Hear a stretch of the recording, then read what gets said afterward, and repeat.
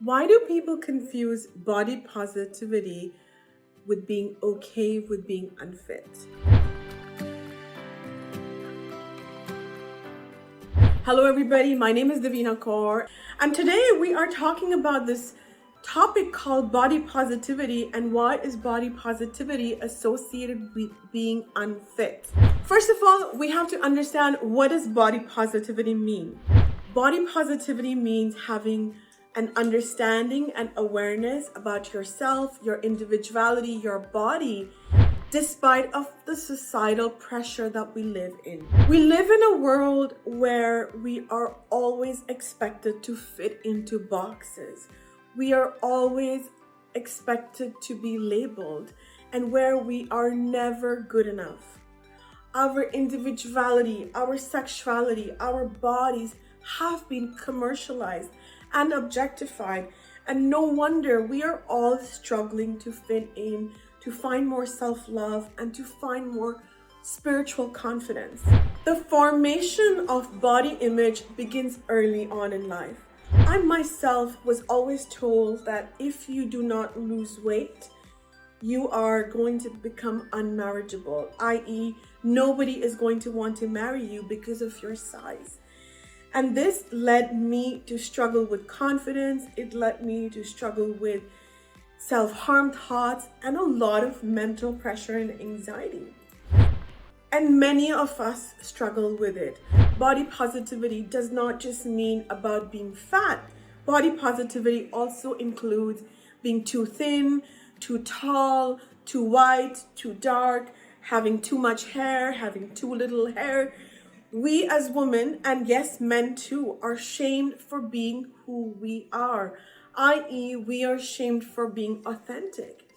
And now it is time that we own our power. Problems that emerge with negative image on body include mental health issues, eating disorders, depression, and emotional dependencies.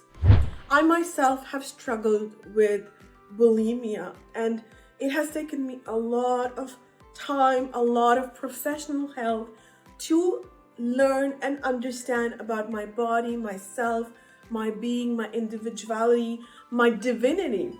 And this is why we are here doing this video, because it's time that we stop shaming others for being who they are. How do we stop shaming others? We stop shaming others when we no longer shame ourselves for being who we are. I myself have struggled immensely with low self-esteem and depression for being too fat.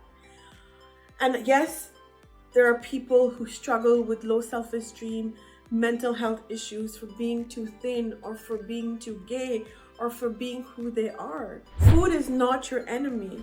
It is to make healthy choices all the time.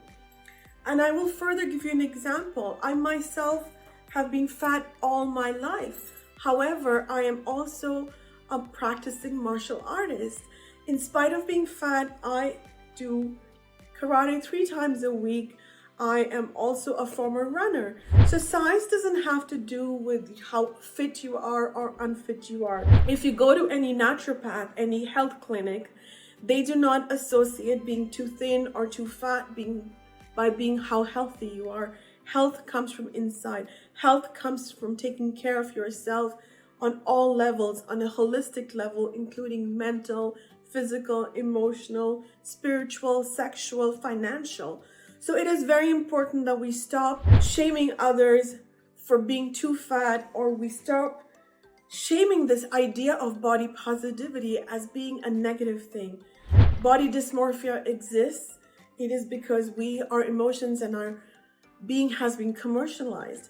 So it is time that we take back our own power and we get to know who we are as spiritual beings having a human experience. And by that, I mean knowing your good side, but also knowing and welcoming your weaknesses, whether that is too fat, whether that is too thin, whether that is too gay, whether that is too white or too dark or too much of gray hair. It's to know, acknowledge, understand your weaknesses and your brilliance, and from there having a loving relationship with all parts of yourself, because no part of you is your own enemy. And it is through acknowledgement, through understanding, through having radical self-acceptance that we can grow in body confidence, grow in body image, and also grow through spiritual confidence. And that journey that we go through self-knowledge, through self-acceptance, it leads to more self-love. And self-love is our true home, because the journey to more self-love is love itself. So be sure to love yourself for as you are.